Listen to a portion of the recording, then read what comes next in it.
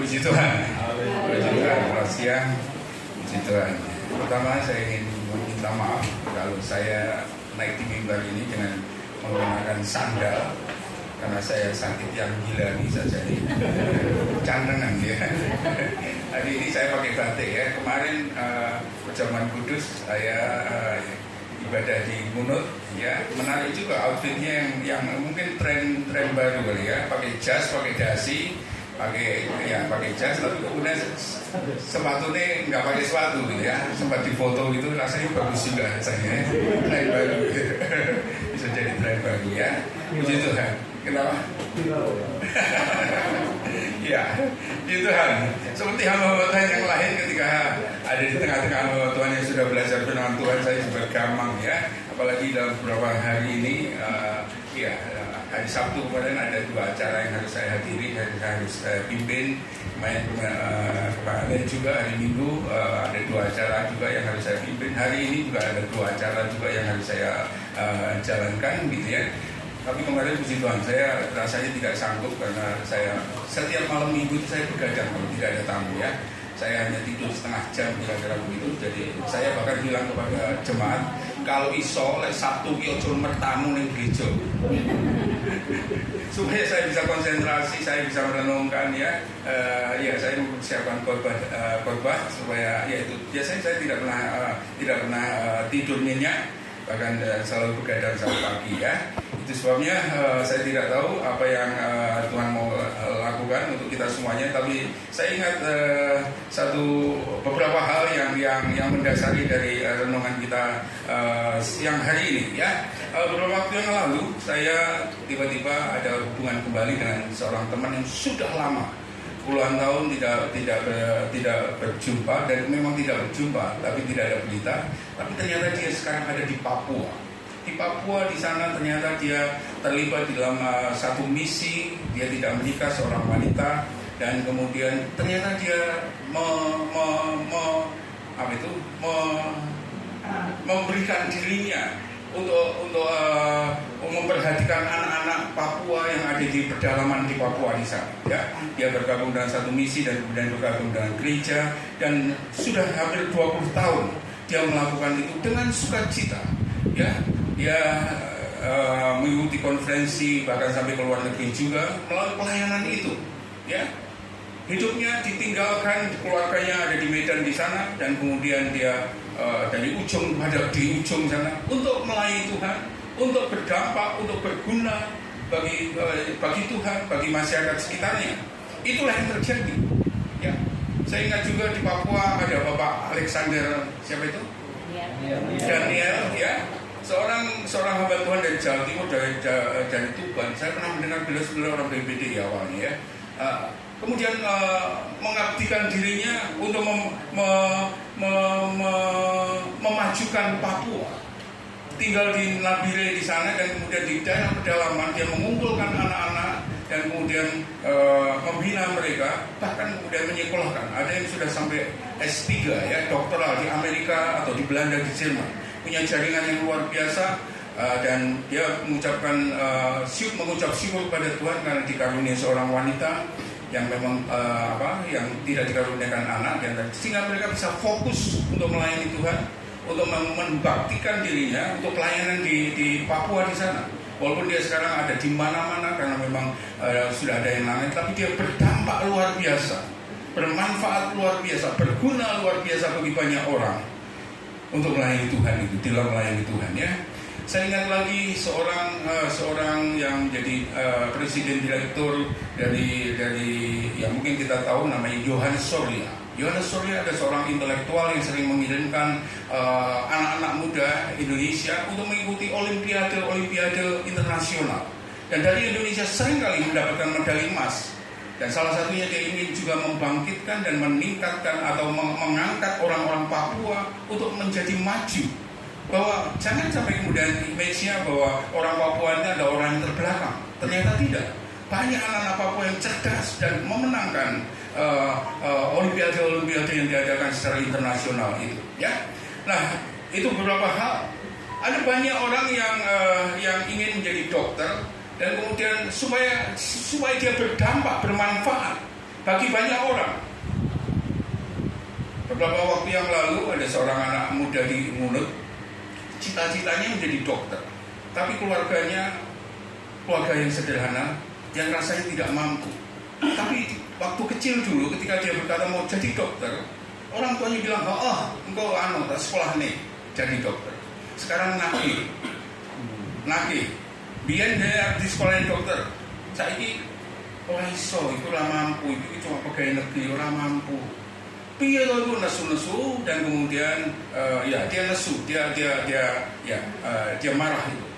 Satu waktu dia datang ke gereja dan kemudian dia doa pagi, berkata, Pak Yu, ya doakan saya Pak Yu, saya ingin menjadi dokter. Ibu bapak saya sudah bilang tidak mampu menyekolahkan saya, tapi saya akan usahakan, saya akan berusaha mati-matian. Saya ingin mewujudkan cita-cita saya supaya menjadi dokter. Kenapa harus menjadi dokter? Saya ingin melayani, saya ingin berguna, saya ingin terinspirasi oleh berita-berita tentang bagaimana dokter-dokter yang sangat membantu di ladang pelayanan mereka di daerah-daerah terpencil. Ya, dan dia bertekad untuk itu. Dia berusaha di sela-sela masih S1 kelas 1 SMA, dia bekerja, dia mengumpulkan uang. Tapi kemudian sampai sekarang kelas 2 kemarin, dia rasanya tidak mungkin mencapai itu. Apa yang terjadi? Dia mulai beralasan, dia tetap berusaha. Saya tanya gimana kemungkinannya?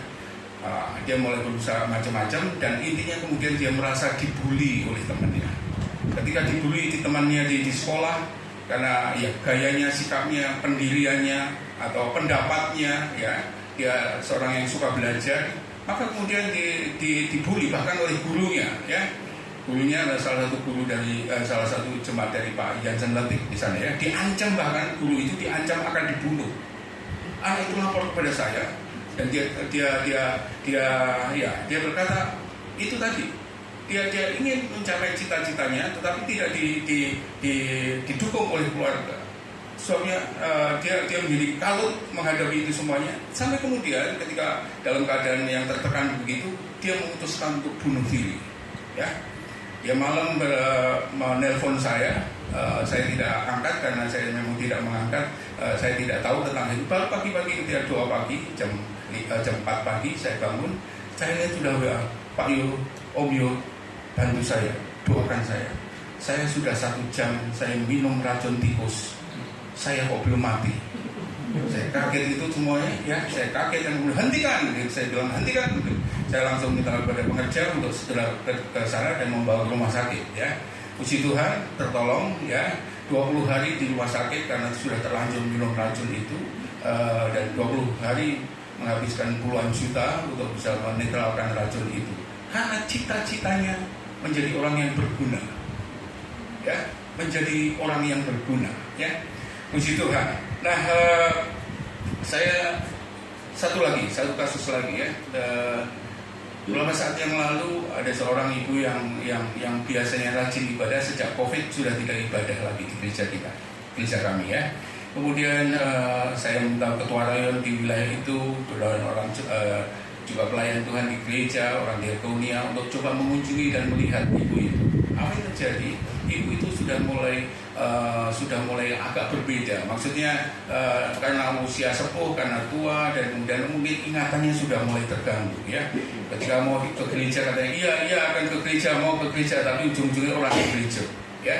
Dan begitulah seterusnya. Rupanya kemudian ketua rayon mau mengunjungi, ternyata ibu itu seorang jadi pemulung yang kemudian rumahnya kecil, isinya barang-barang pulungan termasuk kayu-kayu semuanya, dan wis ora tahu adus, gitu. Sudah tidak pernah mandi lagi, sehingga kemudian ketika orang-orang pelayan dari gereja saya minta untuk coba memperhatikan, mereka memperhatikan dan kalimatnya adalah sudah sing wis rada miring, dan dapat iso diajak ngomong, ya, gitu, ya. Nah, beberapa waktu yang lalu, ibu ini tiba-tiba melewati satu rumah dari jemaat dan kemudian memanggil orang. Misalnya Sri, anak sing nyolong radioku. Dia siapa? Tidak dikenali gitu. Oh, ternyata si ibu itu, ya. Lho sampeyan nyapa? Anak sing nyolong. Aku saiki ora goleki sing nyolong. Dia pergi dan kemudian sebelum pergi Ibu Sri tadi berkata, engkau ketemu engkau mulai mampir loreni, ya, mampir loreni, gitu ya. Saya mendengar cerita itu, ya.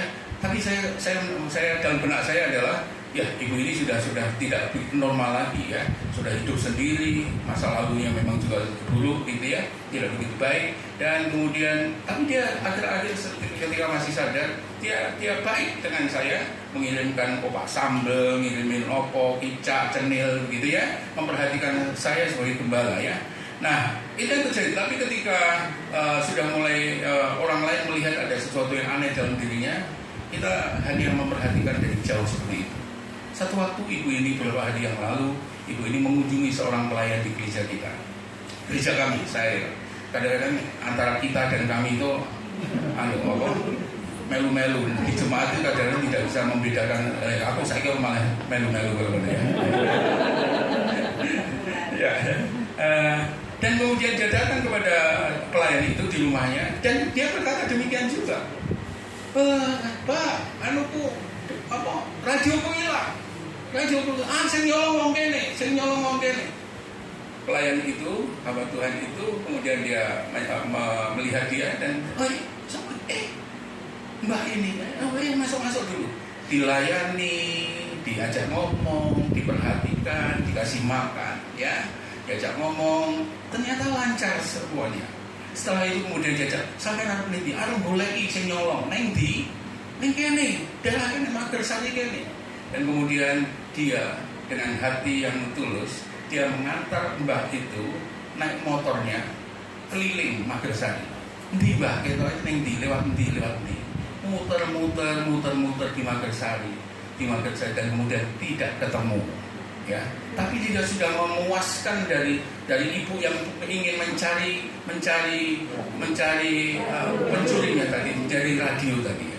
Setelah tidak ketemu, maka kemudian dia hantarlah ini ibu pulang ke rumahnya.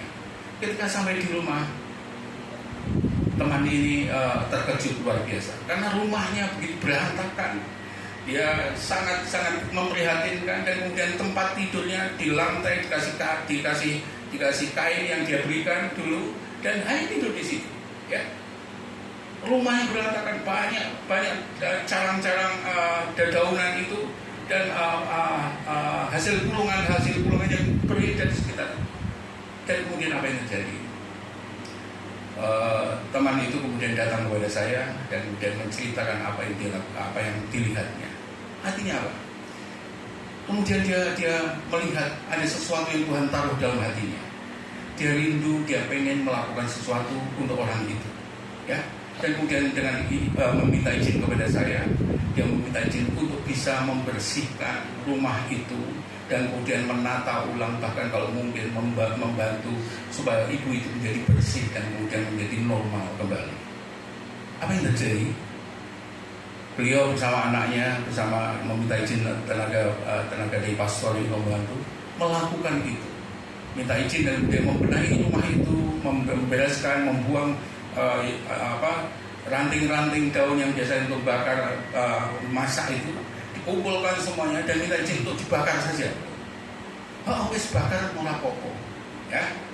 Dan ketika kemudian sampah-sampah yang ada itu mau dikumpulkan untuk dijual supaya dapat uang dari situ, dia izinkan, boleh saja. Ketika rumah itu mau dibetulkan yang rusak-rusak supaya tidak dia izinkan, boleh saja. Ketika diberikan kasur, dia menerima dengan sukacita. Dan ketika gerakan itu dilakukan, pertolongan itu dilakukan, mulai tetangga kanan kirinya yang selama ini acuh tak acuh, mulai ikut menolong, ikut membantu, mulai memperhatikan, dan kemudian mereka ikut terlibat di dalamnya, termasuk memandikan, mengeramasi, memberikan baju, sehingga ibu itu menjadi terpelihara. Tentu saja setelah itu beliau bercerita kepada saya dan kemudian menyerahkan pelayanan itu kembali kepada saya. Saya tertemplak hati saya sebagai gembala. Banyak berkat yang saya terima. Saya memperhatikan beliau. Saya memang hanya memerintahkan. Saya minta tolong teman-teman yang di diakonia atau klien-klien yang lain, coba dibesuk, coba diperhatikan, coba didoakan, coba diajar. tetangga yang ada coba dikasih makan. Hanya sampai taraf itu, tapi tidak menyentuh hal-hal yang lain yang ada di lingkungan sekitar. Tapi ada seorang pelayan Tuhan yang Tuhan taruh, dia punya karunia untuk memperhatikan orang yang demikian, sehingga kemudian ya dia memperhatikan dengan sentuhan personal touch-nya itu, sehingga ibu ini menjadi nyaman tempatnya, dan kemudian mulai hidup seperti biasa lagi. Ada sesuatu yang Tuhan kerjakan dalam hidup teman saya ini, ya. Puji Tuhan. Nah, saya ingin mengajak kepada kita melalui pengantar beberapa kesaksian ini, Kisah Rasul 18, ya. Kisah Rasul 18 tentang Apolos, ya. Kita belajar tentang Apolos, ya.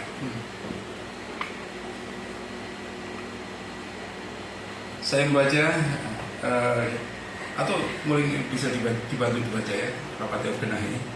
Siapa yang bisa membaca ayat 24 sampai ayat 28?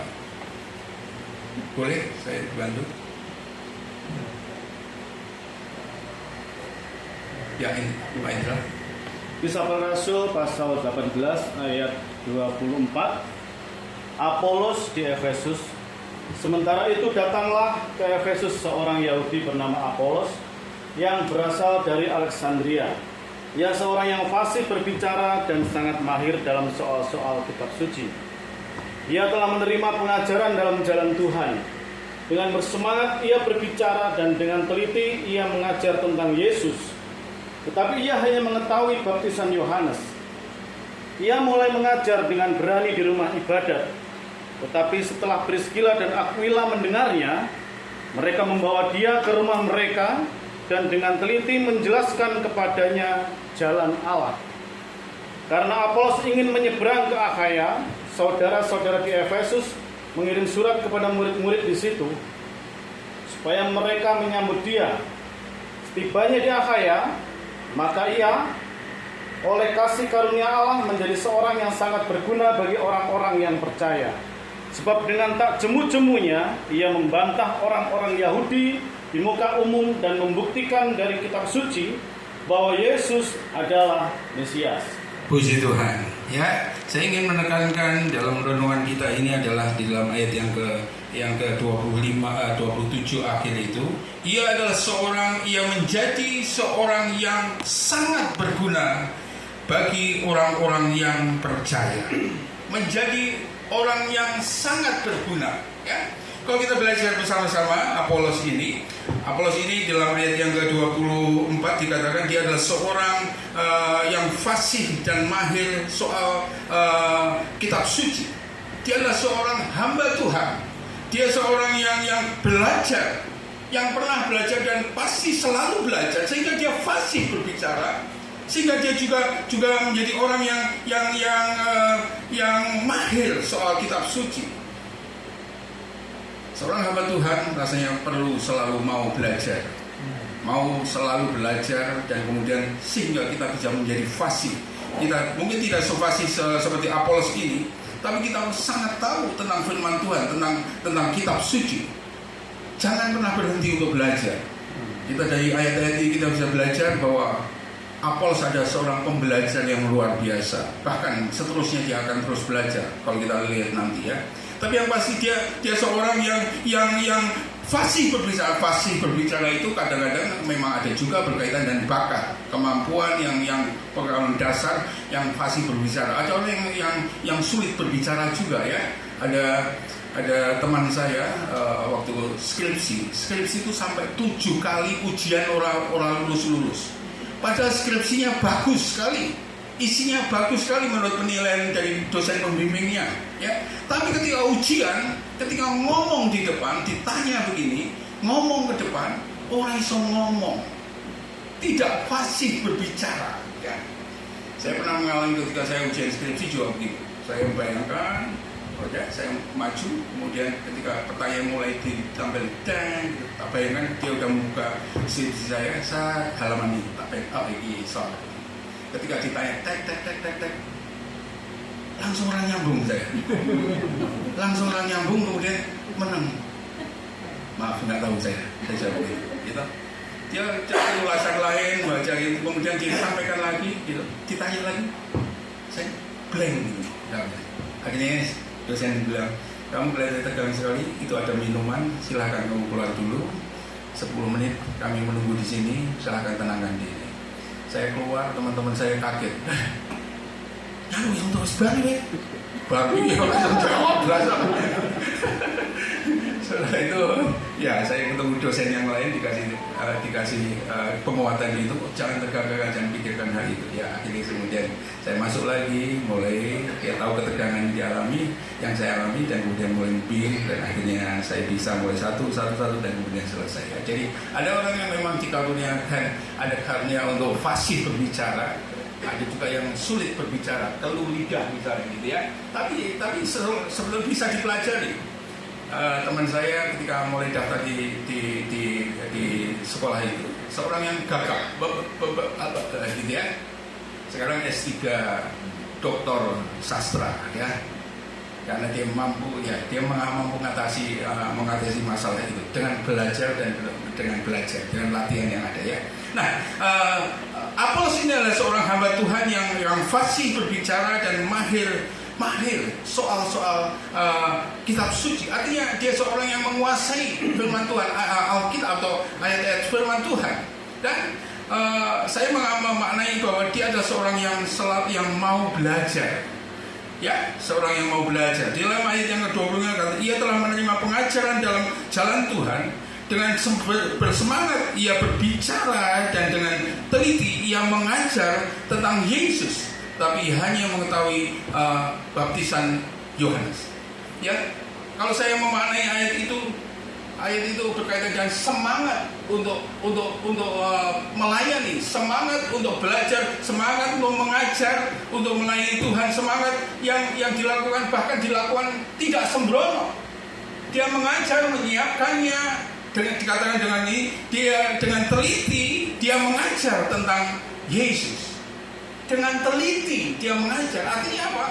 Dia orang yang belajar sampai detail, tidak hanya di permukaan saja. Dia punya semangat juga untuk belajar, selain dia juga punya semangat untuk memberitakannya. Dia melayani Tuhan.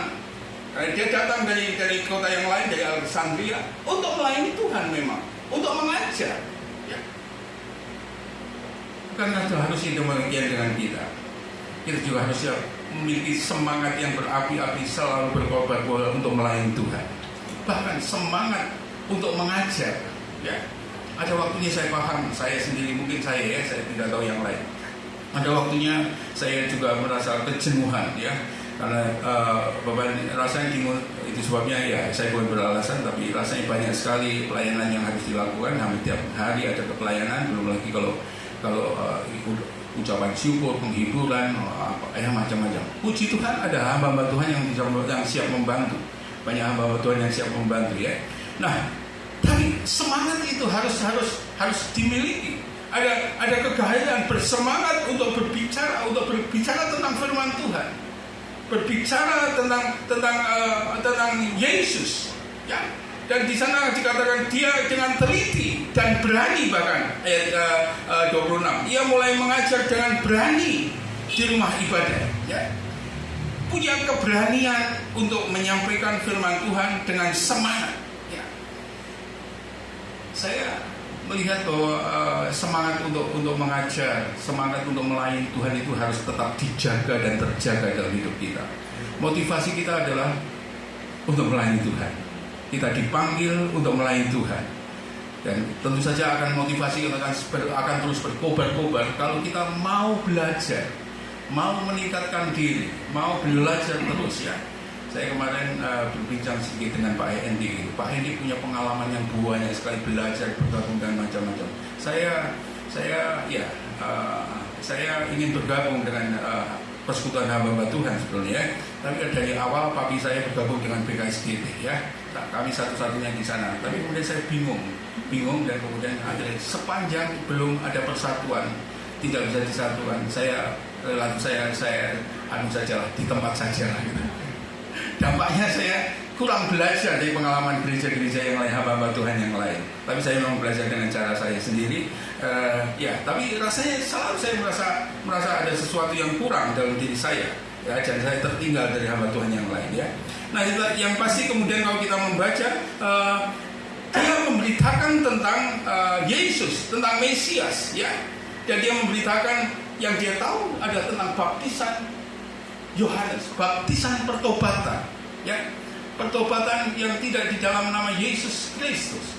Itu sebabnya perlu diluruskan. Di tempat itu, di Efesus itu sudah ada Priscilla dan Aquila, seorang hamba Tuhan, seorang pelayan Tuhan yang senior yang selalu melayani bersama dengan Paulus, tapi ada di tempat itu. Dan kemudian ketika mendengar apa yang disampaikan oleh Apolos, maka Aquila dan Priscilla ini tergugah hatinya untuk menasihati atau untuk membetulkan, untuk mengoreksi apa yang ada di dalam benak dan pikiran dari Apolos yang diajarkan kepada jemaat. Secara pribadi kemudian diundanglah mereka, Apolos ini, dan mereka berdiskusi. Mereka Aquila dan Priscilla ini menyampaikan apa yang dia tahu tentang Mesias di dalam Yesus Kristus, sehingga kemudian ada kebaruan dari pengetahuan yang dialami, yang dimiliki oleh Apolos, sehingga dia semakin benar di hadapan Tuhan dalam dia menyampaikan firman Tuhan. Saya mau memaknai ayat ini sebagai bagaimana seorang Apolos adalah seorang yang dengan sukacita mau dikoreksi, ya, mau menerima nasihat dari orang yang lebih tua, lebih pengalaman, yang lebih senior dalam melayani Tuhan. Dia seorang yang dengan rendah hati mau mendengarkan itu, dan dia semakin mengerti bahwa ada kesalahan yang dilakukannya dalam dia mengajarkan firman Tuhan. Dan itulah proses, adalah bagian yang diakui oleh Apolos ini, sehingga dia mau belajar itu, dan dengan rendah hati dia menerima nasihat itu. Nah, puji Tuhan, dia mau belajar dikoreksi dalam hal pengajaran, ya. Tapi juga di dalam hal yang lain harusnya kita juga mau dikoreksi, ya. Di dalam hal-hal yang lain harusnya kita mau dikoreksi juga, ya.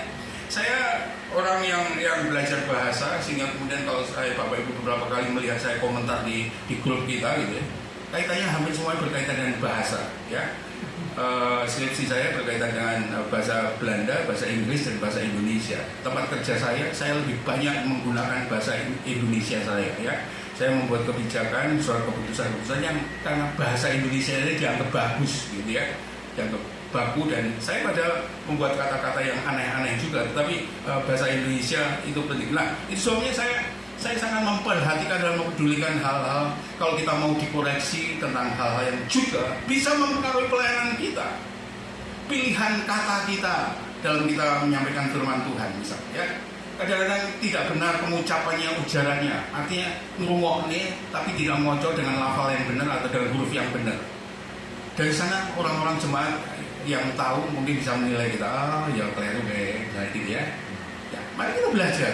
Dalam banyak hal kita mau belajar untuk misalnya juga titik dan koma.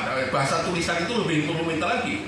Saya membaca dan melihat tidak semua orang pandai dan cukup lancar menyampaikan pesan di dalam bahasa tulisan. Bahasa lisan mungkin lancar, tapi bahasa tulisan itu tidak mudah.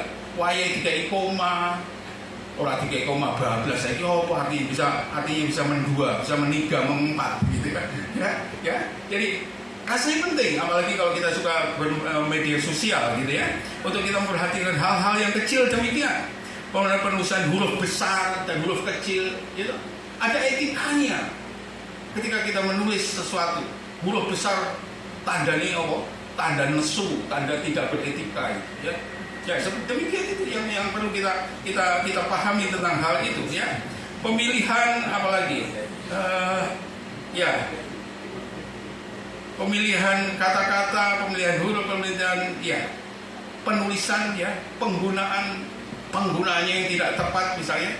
Nah, itu yang perlu kita perhatikan dan kita mau dikoreksi untuk hal yang demikian. Dalam hal bahasa misalnya, saya lali mengoreksi seseorang. Khotbah ning ngono akeh basa Jawane. Akeh basa Jawane pol, ya toh. Padahal di mulut ini akeh ana wong Batahe, ana wong Meradone, ana wong Sangire, ana sing ora iso bahasa Jawa blas gitu kan. Artinya apa? Mesak nih gitu kalau mereka tidak bisa memahami. Ya kita mesti lebih peka terhadap dengan siapa kita berbicara atau kita menyampaikan pesan itu ya, dalam hal berbahasa, dalam hal pilihan kata-kata. Ya, saya mengoreksi seorang pelayan karena apa? Bagi saya ketika dia berkhotbah, saya bisa menangkap semuanya. Saya bisa mengerti, memahami apa yang dikatakan karena dia menggunakan bahasa ilmiah, bahasa populer, bahasa yang biasa ada di perguruan tinggi atau di buku-buku. Tapi kemudian saya memahami, saya menikmati berkat melalui pelayanan itu. Tapi apa yang terjadi? Selesai ibadah itu, berapa hari kemudian, berapa lama kemudian ada 2-3 orang yang kemudian bilang, aku kurang ngerti Pak Yo. Ibu bayi apa ngono kuwi. Keduren orang ngerti, ya keduren orang ngerti. Itu soalnya kita perlu memilih kata-kata yang bisa lebih membumi, ya. Di mulut ada orang-orang yang buta huruf, yang tidak bisa baca, yang tidak bisa bahasa Indonesia. Tapi di mulut juga ada orang-orang yang S1, S2 bahkan yang berpengetahuan yang luar biasa. Itu sebabnya saya selalu katakan khotbah neng desa Magak ngene iki gitu. Antara desa dan kota ora pasti begitu. Itu lebih sulit gitu kan. Kalau di kota besar mungkin dengan latar belakang pendidikan SMP SMA yang mungkin sudah biasa bahasa Indonesia kabeh mungkin gampang sekali. Ngomong melampaui tidak usah mikir gitu ya. Tidak usah mikir gitu. Tapi saya mengalami bagaimana saya biasa sekolah juga. Ketika saya menyebut itu sebabnya saya biasanya menulis khotbah saya karena saya membayangkan apa yang mau saya sampaikan dan kemudian saya seringkali kalau di mimbar saya kesulitan memilih kata-kata apa itu padanannya dari kata ini gitu ya, angel gitu. Itu sebabnya kalau itu saya tulis kemudian supaya saya tidak lupa ya, oh ini artinya begini supaya orang-orang semua diharapkan semua bisa memahami hal itu ya dengan pilihan kata kita ya. Dan tidak jelimet begitu ya, tidak terlalu cepat, tidak terlalu jelimet dan ya sederhana. Tapi juga susah juga menyampaikan khotbah terlalu sederhana ya. Engkau sing kene, sing dhuwur iki sing pinter-pinter. Oh baik kok coba ngono tok gitu kan. Ah, gitu. Tapi khotbah sing kene ya kene kita kok kepinteran sing bisa enggak iso nangkep gitu. Itu kesulitan kita di daerah seperti kita ini ya. Itu soalnya lebih mudah untuk khotbah di kota besar ya, karena memang mungkin latar belakang pendidikan sosial mereka dan kemudian kemampuan bahasa mereka mungkin mulai berbahasa Inggris juga ya. Lainnya bahasa Indonesia kita sih malah kesulitan gitu. Orang dulu iso mau menyesuaikan dengan mereka yang biasa berbahasa Inggris ya. Nah tapi itulah yang terjadi ya. Jemaat itu perlu mendapatkan asupan yang baik. Bahkan dalam kita berkomunikasi kita perlu meningkatkan kualitas komunikasi kita supaya apa yang kita sampaikan tidak menjadi batu sandung. Apa yang kita sampaikan bisa membumi, ditangkap oleh orang lain. Dan kemudian mereka juga menikmati berkat-berkat itu. Apalagi kalau kita sedang berkhotbah menyampaikan firman Tuhan. Saya mengaitkan ini berkaitan dengan tadi. Apolos adalah seorang yang suka dan rela dan mau untuk dikoreksi. Kita sebagai hamba Tuhan harusnya tidak berkengkeng dengan pendirian kita, kemampuan kita, dan kita merasa paling benar, kita paling pintar, kita paling dan tidak mau dikoreksi. Mari rendah hati untuk kita mau dikoreksi oleh siapapun dalam kaitan kita melayani Tuhan ya. Puji Tuhan. Nah kemudian ayat itu dikatakan karena Apolos ingin menyeberang ke Akaya, saudara-saudara yang di Efesus mengirim surat kepada murid-murid di situ supaya mereka menyambut dia. Setibanya di Akaya maka oleh kasih karunia Allah menjadi seorang yang sangat berguna bagi orang-orang yang percaya.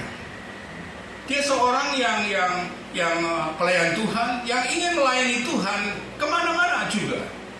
Kalau kita lihat, awalnya dia orang dari Alexandria, kemudian dia ke Efesus. Dari Efesus dia pengen ke Akaya. Akaya itu ada di daerah mana itu? Daerah Italia, daerah atas Makedonia atau di mana gitu. Daerah Eropa di sana. Dia ingin pergi ke sana. Karena jemaat yang ada di Efesus merasakan berkat yang luar biasa dari pelayanan dari Apolos ini, apa yang terjadi? Maka ditahan tidak bisa, tapi dia pengen ke sana. Apa yang terjadi? Jemaat yang ada di Efesus ini menulis surat kepada jemaat yang ada di Akaya sana untuk menerima orang ini. Dia sangat dikasihi oleh jemaat karena pelayanan yang sempurna, pelayanan yang baik itu, dan bahkan dia mendapatkan rekomendasi untuk melayani di sana.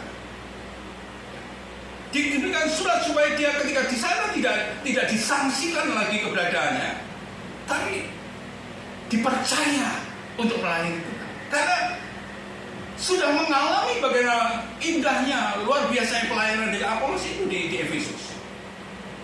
Dan itu yang terjadi. Seringkali ada banyak hamba Tuhan yang untuk melayani di tempat lain malah jalur rekomendasi. Ya, makanya rekomendasi itu ya salah di tempat diundang, berarti ada yang merekomendasikan baik sehingga kemudian diundang, gitu. Betul. Tapi ini malah jalur-jalur boleh-boleh rekomendasi supaya bisa melayani. Ya. Tapi saya bayangkan Apolos ini adalah seorang yang mendapatkan rekomendasi supaya bisa diterima. Karena memang pelayanannya luar biasa, pelayanannya indah, pelayanannya berguna. Dalam ayat itu tadi dikatakan poin yang berikutnya yang ingin saya sampaikan adalah dia menjadi seorang yang sangat berguna bagi orang-orang yang percaya.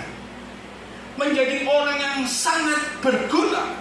Bukan hanya berguna, tapi menjadi orang yang sangat berguna. Saya ingin mengaitkan tadi dengan contoh-contoh yang di atas. Banyak orang yang berguna dan sangat berguna. Bahkan ada yang merindukan untuk menjadi berguna. Sampai kemudian dia mengupayakan apapun juga. Sampai kemudian dia frustasi dan bahkan ada upaya yang tujuannya ingin menjadi berguna. Rindu untuk bisa melayani Tuhan dan kemudian menjadi berguna. Puji Tuhan. Nah, untuk menjadi berguna ini, kita yang senior mungkin kita sama jenengan tua gitu ya. Nah, saya suka menasihati teman-teman pekerja yang ada di Munut ya. Kalian mungkin dari sisi pengetahuan mungkin kalah yang lain. Kalian perlu belajar banyak, masih perlu belajar ya, merenungkan firman Tuhan banyak, belajar menyampaikan firman Tuhan, berdoa segala macam ya. Tapi saya juga sampaikan mau belajar hal yang lain untuk memperlengkapi diri supaya menjadi berguna. Saya dorong hampir semua yang pelayan di Mulut untuk bisa nyopir, ya, sehingga kemudian bisa antar jemput jemaat atau berguna dalam kesempatan-kesempatan yang lain, gitu. Saya mengerti kemudian untuk berkat juga di sana, gitu. Ya, bisa dikongkon. Ini malah kita dianggap pendetanya cetil. Karena ini masih suka nyopir dewe gitu. Sampai mereka tidak percaya, Pak yuk nyopir dewe mosok tuh, ayo ada sih bisa nyopir. Kita cetil pendetanya ya. Tapi saya memang kalau apa yang masih bisa saya lakukan, saya kerjakan ya. Itu tekad saya ya. Saya mengajak mereka untuk paling tidak mereka juga kalau nggak bisa musik harus bisa musik. Selama di Mulut belajarlah musik karena musik itu adalah bagian dari pelayanan, apalagi gereja Pantekosta, gitu kan? Kalau sudah bisa musik harus meningkat supaya lebih berdaya guna, ya toh? Supaya lebih baik lagi, ya. Punya sarana yang baik untuk kita belajar, ya. Kemudian saya juga mengajarkan kepada mereka untuk apa ya? Saya tulis ini ya. Saya suruh mereka untuk belajar pijat. Belajar pijat. Ya. Maksudnya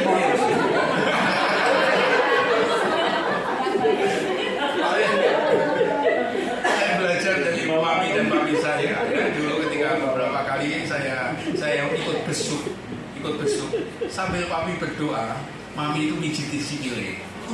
Ya, pijet. Oh enak tante gitu ya, pijetin.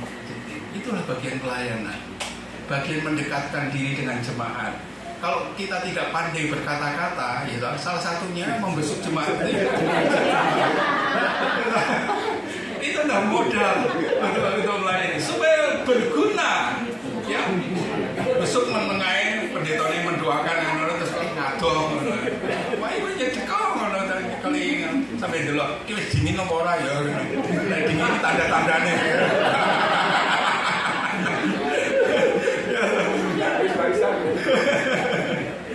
Ya begitu ya. Perlengkapilah diri supaya semakin berguna, banyak gunanya, sungguh sangat berguna dalam kita melayani Tuhan, dalam kita melakukan apapun juga. Ya. Saya ajak mereka untuk mau belajar tentang pengetahuan tentang kesehatan misalnya, tentang makanan misalnya. Ya, sakit lambung iki, biasanya gaya apa? Garut itu apa namanya? Jenang tepung itu supaya saya ingat mami saya kalau membesuk orang ada kalimat-kalimat nasihat-nasihat tentang pengobatan, tentang makanan, tentang daun-daunan, tentang apa itu, tentang ya obat-obatan tradisional. Dan itu sangat membantu. Paling tidak ada alternatif yang didengarkan oleh jemaat. Sehingga kemudian kebelajaran kita memberikan alternatif, memberikan solusi, memberikan sesuatu yang berbeda. Itu adalah bagian dari pelayanan, hal-hal yang kecil yang mungkin kita tidak pikirkan, tapi bisa berdampak, berdaya guna dalam kita melayani Tuhan. Ya. Ayat ini yang perikop ini sebenarnya memang berkaitan dengan Apolos yang seorang hamba Tuhan, tapi juga bukan berarti tidak berlaku untuk kita semua, untuk jemaat, untuk siapapun juga.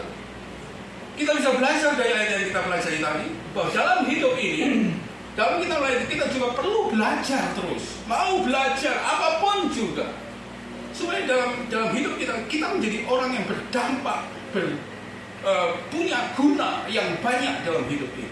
Ya. Kita mau dikoreksi, kita mau mendengar orang-orang yang lebih pandai, lebih pintar, lebih senior. Kita mau dinasehati, kita mau merendah hati untuk mau menerima bahwa kita salah, bahwa kita tidak benar, bahwa kita kurang. Dan kemudian dengan begitu, maka saya yakin kita akan semakin dikasihi oleh orang. Menikmati kasih sayang karena kita punya kerendahan hati, mau belajar dan mau dikoreksi. Dengan demikian orang akan melihat dan kemudian orang akan berbicara juga, menyampaikan hal yang baik tentang apa yang ada dalam diri kita. Dengan begitu orang akan menilai bahwa kita ini banyak berguna banyak dan sangat berguna. Renungan kita hari ini adalah tentang hidup kita, bahwa sudahkah kita menjadi pribadi-pribadi yang berguna dimanapun kita ada, di rumah kita, sebagai suami, sebagai istri, sebagai orang tua, sebagai anak. Sudahkah kita berguna? Bahkan harusnya sebagai hamba Tuhan, sebagai pelayan yang sudah mengerti firman, harusnya kita menjadi sangat berguna. Sudahkah kita sangat berguna bagi keluarga kita? Sudahkah kita sangat berguna bagi jemaat kita? Sudahkah kita sangat berguna bagi lingkungan kita? Sudahkah kita sangat berguna bagi gereja kita? Menjadi sangat berguna, karena bukan untuk kemudian diri kita sedang melakukan firman Tuhan, menjadi pelayan-pelayan Tuhan, supaya hidup kita tidak menjadi batu sandungan. Bukan hanya sekedar berguna, tapi harusnya kita menjadi orang-orang yang sangat berguna. Pelayan-pelayan yang lain, mereka bisa melayani masyarakat dengan luar biasa, dengan sangat berguna. Pertanyaannya yang paling kecil, sudahkah kita menjadi orang yang sangat berguna untuk diri kita, untuk keluarga kita, untuk pelayanan kita, untuk gereja kita, sebagai hamba Tuhan apalagi? Sudahkah kita maksimal dalam kita melayani Tuhan, sehingga kemudian kita menjadi sangat berguna? Saya sempat mendengar bagaimana Thierry di dalam keadaan, ya ada beberapa yang lain, membantu orang lain, tetangga kanan kiri ketika dalam keadaan sakit, menolong, membawa dengan kendaraannya ke rumah sakit, mendampingi, melakukan sesuatu yang rasanya memang bukan di mimbar saja, tapi melakukan berdaya guna dan banyak gunanya, sangat berguna bagi orang lain. Mungkin kita bukan penganut teologi sosial ya, yang lebih banyak berkaitan dengan sosial kemasyarakat, tapi rasanya sangat baik kalau kita merenungkan hidup kita, pelayanan kita, apa yang dapat kita lakukan sebagai pribadi untuk kita menjadi orang yang sangat berguna.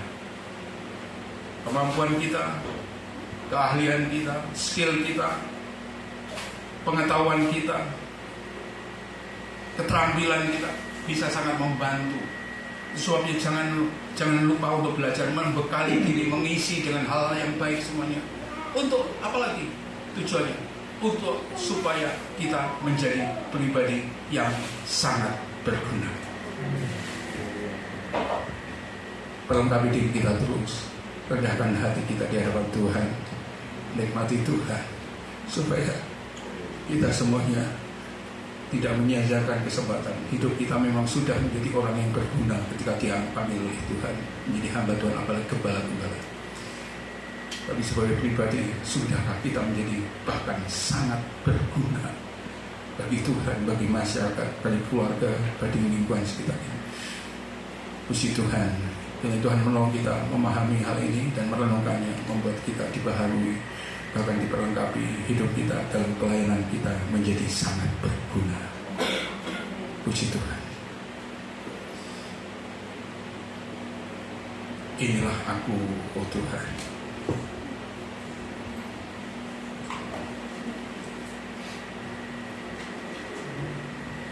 Inilah aku, oh Tuhan, kuserahkan hidupku. Inilah aku, oh Tuhan, ku serahkan segenap hidupku padamu.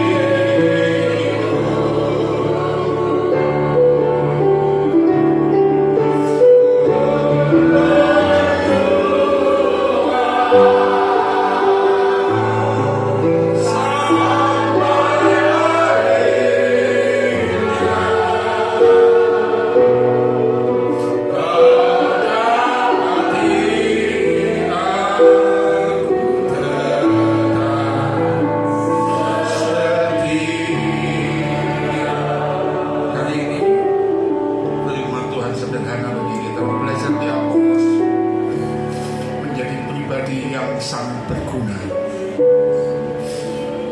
Tidak cukup hanya berguna, atau bahkan mungkin ada di antara kita yang belum berguna. Karena Tuhan menegur kepada kita semuanya supaya kita menjadi orang pribadi yang berguna, bahkan sangat berguna. Mari kita gunakan kesempatan yang masih Tuhan berikan. Minta hikmat Tuhan. Tuhan memberikan kemampuan untuk mengoreksi diri kita, menyadari keadaan kita. Tuhan terus bekerja dalam hidup kita, menjadi hamba Tuhan, menjadi kepala keluarga, menjadi pribadi, menjadi orang-orang yang berguna dan sangat berguna. Minta Tuhan bekerja terus dalam hidup kita, menyelidiki hati kita. Terima kasih Tuhan, terima kasih.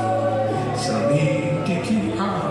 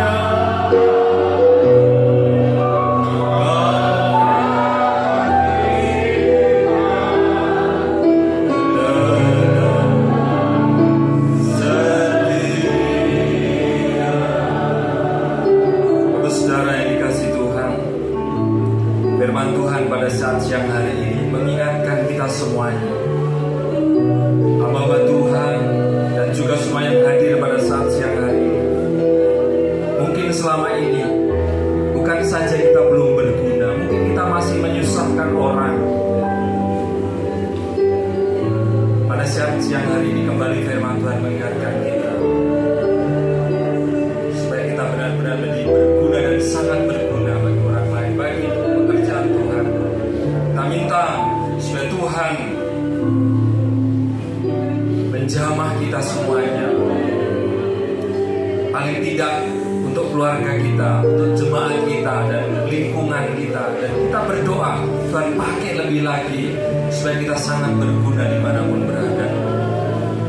Saya undang yang ulang tahun pada saat bulan Maret ini, Ibu Sunarse, Pak Yonas kalau hadir, Ibu Pak Volkes yang ada di datanya di bulan Maret. Kita akan sekaligus berdoa untuk saudara-saudara kita yang ulang tahun di bulan Maret. Sunarse, Pak Volkes mungkin ada, atau mungkin yang ulang tahun di bulan Maret, Bapak Saudara yang mungkin belum tercatat di catatan kami, bisa maju depan, kita akan berdoa. Saya undang kita berdiri semuanya, kita nyanyikan lagu ini sekali lagi, dan kita nanti sekaligus berdoa untuk firman Tuhan dan juga saudara-saudara kita yang berulang tahun di bulan Maret ini. Selidiki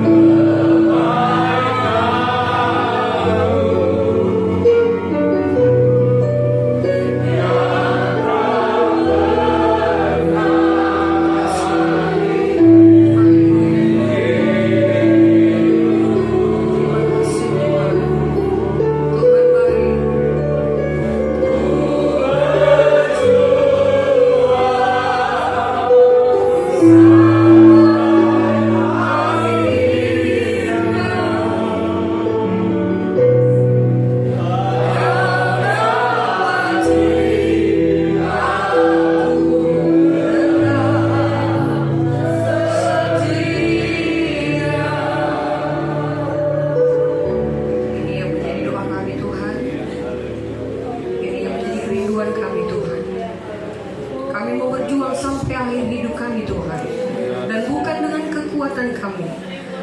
Hanya dengan kekuatan kuasa-Mu Tuhan yang memampukan kami untuk kami terus berjuang di dalam kami melayani Engkau Tuhan. Dan pagi hari ini Tuhan Yesus, Kau lihat anak-anak-Mu Tuhan yang berulang tahun di bulan Maret ini. Ibu Sunarsi, Bapak Polkes Tuhan, Tuhan masih berikan mereka kesempatan untuk hidup. Kami percaya Tuhan masih berikan kesempatan bagi mereka untuk melayani Engkau. Dan biarlah hikmat urapan yang daripada Tuhan terus menyertai kehidupan mereka. Usia yang bertambah, kasih kemurahan Tuhan terus bertambah-tambah dalam hidup mereka. Dan dengan waktu yang Tuhan beri dalam hidup mereka, umur yang panjang, biarlah mereka pakai untuk melayani Tuhan. Kami berdoa pagi hari ini di dalam nama Tuhan Yesus Kristus, biarlah berkat kasih kemurahan Tuhan terus menyertai kehidupan mereka, dalam pelayanan mereka, dalam rumah tangga mereka. Jadikan mereka alat di tangan Tuhan untuk melayani Engkau, Allah yang besar, Allah yang ajaib, Allah yang luar biasa. Terima kasih Tuhan, dan pujilah nama-Mu. Kami bersyukur buat firman Allah yang sudah kami dengar pada pagi hari ini Tuhan. Tuhan Yesus mengingatkan kami sebagai hamba-hamba Tuhan, kami sebagai pelayan-pelayan Tuhan, untuk kami menjadi pribadi-pribadi yang berguna untuk kemuliaan nama Tuhan. Masih banyak kekurangan kami, tetapi kami percaya Tuhan sanggup mampukan kami. Tuhan sanggup pulihkan kami dan upahkan kami. Buka mata hati kami, mata rohani kami, untuk kami dapat melihat jauh ke depan, bahwa kami melayani Tuhan yang besar. Dan kami percaya Tuhan terus akan mampukan kami menjadi hamba-hamba Tuhan, pelayan-pelayan Tuhan yang berguna dan menyenangkan akan hati Tuhan. Tuhan pakai terus hamba-Mu yang sudah melayani lewat kebenaran firman Tuhan. Pakai dengan urapan kuasa yang daripada Tuhan, melayani Tuhan dengan kekuatan yang dari Tuhan. Terima kasih Tuhan, dan kami bersyukur untuk firman Allah yang sudah kami dengar pada siang hari ini. Di dalam nama Tuhan Yesus kami berdoa dan bersyukur Tuhan membuat kami semua. Haleluya. Amin. Puji Tuhan. Tuhan kita kasihkan persembahan. Selamat ulang tahun ya. Ku masuki gerbangnya dengan hati bersih.